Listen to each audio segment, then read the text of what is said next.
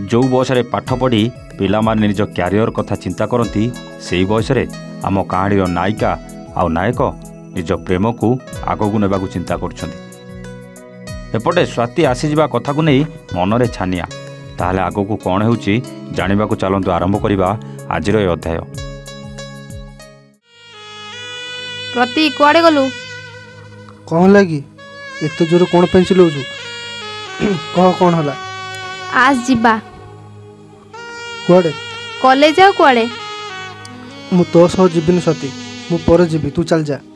हाँ मु जानिली तू तोर से प्रेमिका को नहीं की जीवु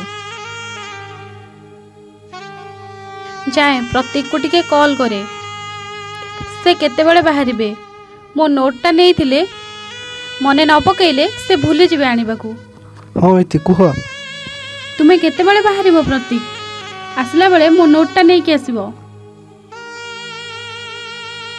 तुम्हें जेते बेले कहिबो तुम प्रेमिक सेते बेले घरु बाहरिबो। प्रतीक मु फोन रखुची कौन पाई रखिबो मो सहित कथा हेबनी। सॉरी सती मोर बहुत काम अछि मु परे कथा हेबी। दे मो फोन चल जीवा।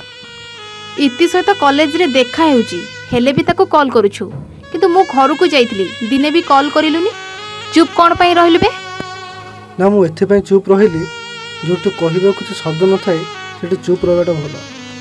ताहले तू मते किछि कहबा को चाहुनु एया तो।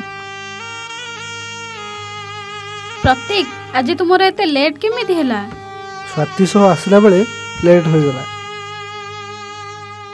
इति कोन मो ना सुनि कि किछि भी कहिलानी कि रागिलानी पूरा नॉर्मल अछि ना मते कष्ट हेले भी मो मुह खोली किछि भी कहिबिनी। प्रतीक को मु राण देछि। प्रतीक मु एका संगे केमिति देखा जाउछि इति पूरा राधा कृष्ण परी किंतु पुणी कौन इति राधा कृष्ण रो होई नथिले आउ तुमे तो प्रतीक को निजर करिबा पई सब किछि करूछ जदि प्रतीक तुमर न हुए ताहले इति एमिति कौन कहूछ मु तुमर कौन हेबी जानिछ तो ना जानिनी तुमे मोर आगरु सांग थिलो किंतु एबे आम भितरे को संपर्क अछि मु जानिनी। बास इति एमिति ही तुमर सपोर्ट दरकार थिला।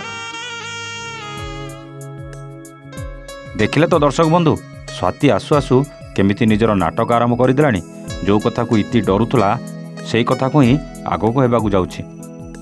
हेले ये कौन इति को तो स्वातिर कथा किछि फरक पड़ुनी ताहले आगो को कौन हेबो स्वाति आउ हारि जीवनी तो जानिया पाई अपेक्षा करंतु आमर आगामी अध्याय को ठीक एई समय रे।